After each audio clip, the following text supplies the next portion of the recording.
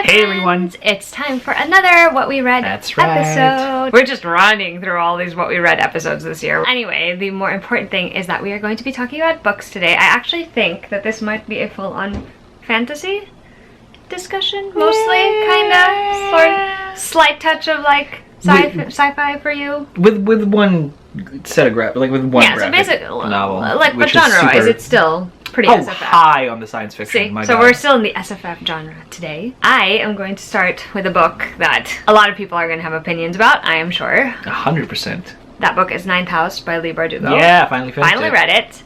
It didn't actually take me as long as I thought it would, just based on how dense it is and what it's about. It is about a main character named Alex. Her real name is Galaxy Stern, and she is invited to attend Yale, but the condition is that she works with a society called Leth, and Leth is in charge of making sure all of the other 8 houses who are involved with like occult practices, you know, stay in line, and they don't do anything to draw attention to themselves or involving, you know, keeping the secret society secret. Yes, but basically. also not endangering anyone. Alex obviously accepts this, goes to Yale, but then there's an incident that occurs and she finds herself investigating it only to discover that the conspiracy that she's looking into is getting bigger and bigger. And the entire book is about her trying to unravel that entire thing. Right off the bat, obviously, I will say the thing that everyone has been saying. Plenty of content warnings for this book.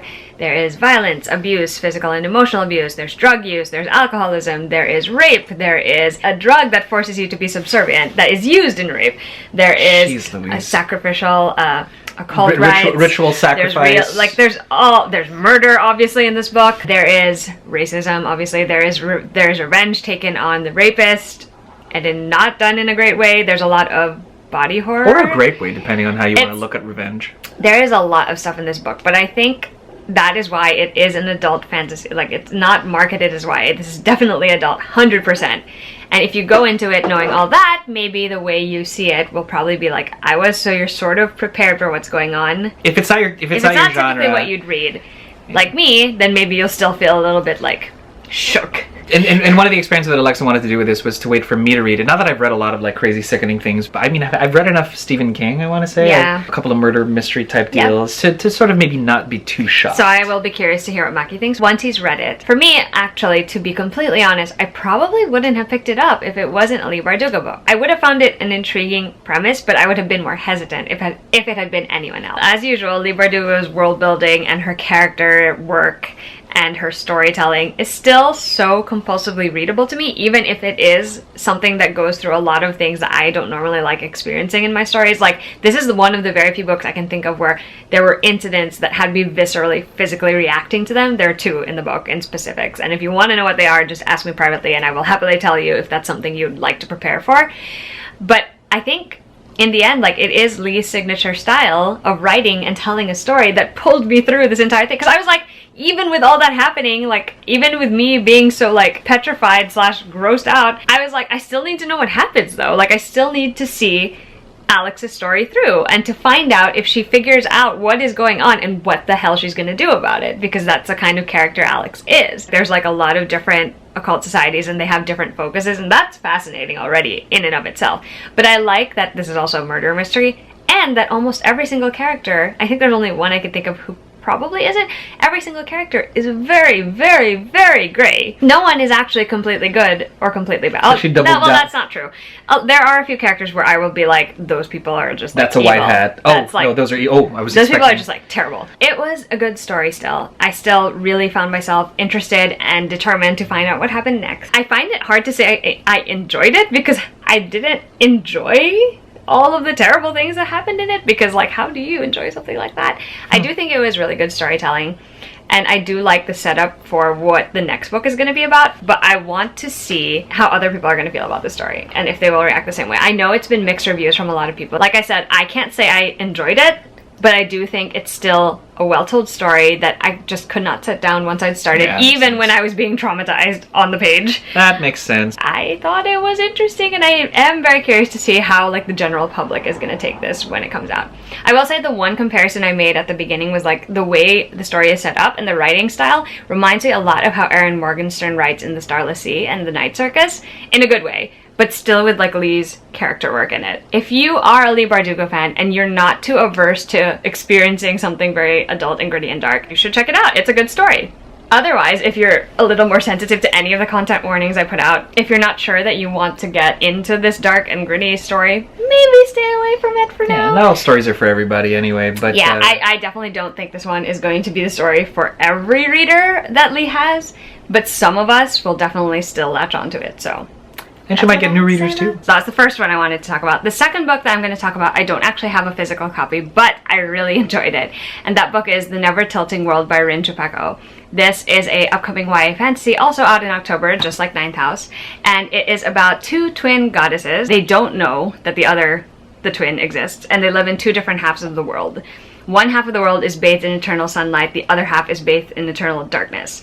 And that happened because there was a ritual that was not completed correctly, and so it resulted in the breaking, and the world stopped turning, basically. The entire story is both twins, for their part, trying to unravel the history and how they can fix the world that they live in. Because they do want to fix it, they do want to make it better. It's my favorite kind of YA fantasy, where like they both end up going on sort of journeys to find the answers that they're looking for. What they don't know is that they're obviously heading towards each other because they're trying to get to the point where the breaking actually happened, which is right down the middle of the world. And it's so fascinating to me. It's actually a multi-perspective story, so there are 4 points of view. There are the two twin goddesses, there is a guy named Arjun who lives in the desert. On the other hand, there is a warrior type character who's in charge of protecting the other goddess from the realm of night. And for me, like, the one thing I will say about this book is right away you get thrown into this world and its terminology and its hierarchies, and you have no idea what the hell is going on, and it is very confusing. Personally, I was like, I'm fine with it because I enjoyed the characters so much right away. Like, I think Rin Chupeco has a talent, at least in this particular story,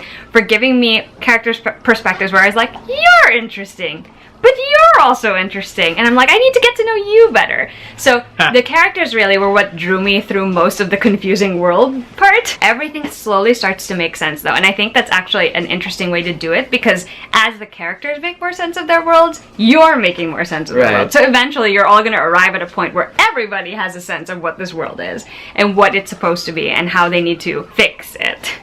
It's a good story. There are a lot of recognizable fantasy YA tropes in there, but it's also still really entertaining and fun. And like, after how it ends, I'm like, okay, so how are we going to actually fix it? Because of course, because this is a series, they don't actually fix things in book 1. They only find out how they're supposed to fix things in book 1. And then something happens to make things worse. There you go. That's so right. I really enjoyed that. I definitely would recommend checking it out when it's out in October or November. I don't remember which month it is. I think it's October. Yeah, definitely do that. So much fun. Finally got to read the Returnable Wolverine. How do we even begin to lead into this thing where, suffice to say, they kill Wolverine and now he's back, because that's what they do. And it's weird, I'll have to say. He comes back, he has no memories, and he has like flaming claws. They played the amnesia, which is like so old hat for Logan, because his entire thing was he was Amnesia Boy. He what? The entire thing. It's so like, I don't remember my past. It's like, I don't remember my past, but I don't remember enough. And then suddenly one day with House of M, he remembered everything. And he's like, holy crap. Does that happen in this book too? Yes and no. But then the mystery of why does he have shiny white hot claws? What happened to the other? And it's sort of... and it's crossing over with a larger X-Men arc of suddenly they're disappearing. So again, this is all happening. He's calling a phoenix and being reborn. Lol. This all happened... Don't even get me started on that part. But this all happened 6 months ago, and change, because that's... Oh yeah, that's right, Marvel Unlimited, because that's, you know, it's like Netflix, but from the past. And so you plug through it, it's part of the subscription, and I feel that's the only way you're going to want to pick this book up anyway, because it's there, and you paid for it, the whole kit and caboodle anyway, so you might as well just pick it up and say, alright, what's going on here? How'd they bring you back? Yeah, otherwise, just Wikipedia it, I say. Or you could just go with what Mackie told you. That's basically it. Or that's it. It's just like, I'm back and I don't have memories, but then suddenly I do, and then the X-Men are gone, and now I have shiny claws and I have no idea what the hell's going on. And then follow what happens next on Wolverine's Infinity something, and I'm just like, they're bringing the Infinity Stones into this thing, and I'm just like, guys, what is happening? I cannot wait for 6 months to go through when I can finally read what's coming out today, which I hear is the best sort of X-Men arc that's ever come out in a long time. That said, I, on a whim, after watching the last Fairy-a-thon live stream, which I'll link down below. Which Alexa will link down below, Kristen from Super Space Chick hosted, and of course Mel from Mel to the Annie, Jane from Jane Lindsay, and of course the lovely goodly wife. But all four of them had a great thing, and I managed to sort of comment, and they said that the next time they're going to read The Cruel Prince by Holly Black. I thought to myself, I love when the girls get together and sort of talk about stuff, and it's like the funnest party ever to me, because that's just my thing. I kind of wanted to be part of that party, and so I picked it up last night just to see what it was like and finish it. To summarize, Cruel Prince, which you guys have seen me talk about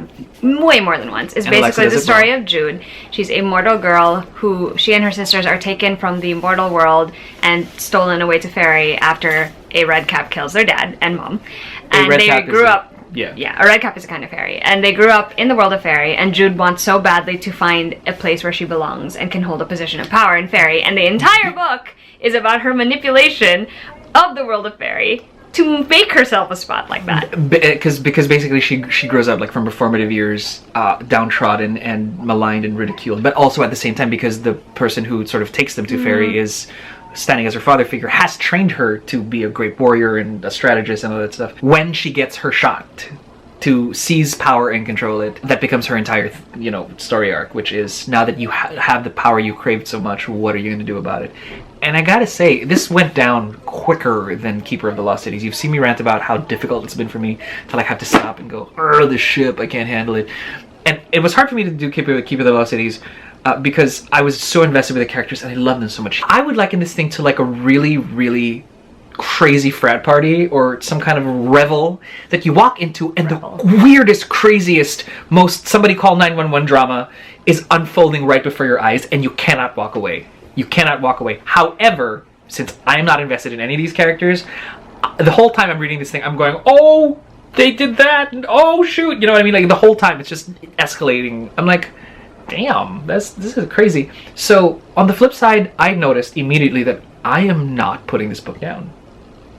I'm not falling in love with it either. Like, I'm not gonna go, oh my god, that was the greatest experience of my life. But I am like, well, what happened next? What happened next? And so to have that kind of extremely fast-paced, well-written, well-thought-out universe and characters that are compelling enough that you're like, okay, then what? To me, it's just like a hallmark of, I guess, Holly Black's kind of ability to write really well. Mm-hmm. I'm not even a fan of fairies for many personal reasons. Again, there's a lot of self-loathing there. And yet, I'm like, yeah, this is them. This is totally like 8 million %. This is what fairies are. I have a huge belief that this is exactly like one of the best like depictions of what fairy could possibly be like. It's just kind of nuts. I love that. Yeah, and then to have a mortal girl kind of get thrown in there and her story, sort of hating to be so powerless in this world that she despises, finally seizing that same power. And now the power play of, well, how much is she like them now? Is, for me, I feel like the thing that could be her journey. I don't know. I have these, kind of like a prediction because things are changing now that she has, now that she's got a chance to seize control. Highly recommend it to anybody who likes fairies, who likes YA, anybody who loves the hate to love trope. She's a great writer, so and it was easier for me to take. Speaking of Holly Black, I too have a Holly Black book to talk about, The Darkest Part of the Forest, which is actually what the live show was about. The Darkest Part of the Forest is about siblings Ben and Hazel, and they live in a town called Fairfold. Fairfold is right on the border of Fairy, I want to say, and so the people have sort of a uneasy truce with the Fae folk. Basically, you don't touch anyone in this town, like tourists are fair game, but you don't touch anyone in this town, we don't do anything to you. The real reason that everyone is drawn to the city of Fairfold, actually, tourists and the town and the Fae alike, it's because there is a horned fairy in a glass coffin in the woods, and he hasn't woken for many, many years. Until he does. Ooh.